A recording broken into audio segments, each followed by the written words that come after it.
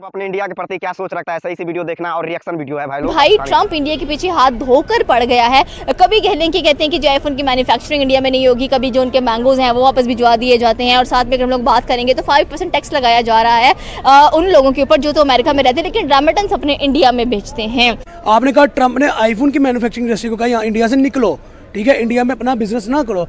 तो मेरे ख्याल में आप ये एक एस्टीमेट लगा के देखें, एक जगह पे बिजनेस चल रहा है एप्पल का कोई 70%, फॉर एग्जांपल इंडिया में एप्पल का बिजनेस चल रहा है 70%, ठीक है, और पाकिस्तान में फॉर एग्जांपल चल रहा है 20%। तो एप्पल अपनी मार्केट को कभी लो करेगा नहीं करेगा। बिजनेस के पर्सपेक्टिव में अगर देखा जाए तो मेरे ख्याल में एप्पल की जो इंडस्ट्री है वो इंडिया में ज़्यादा फ़रोग पा रही है।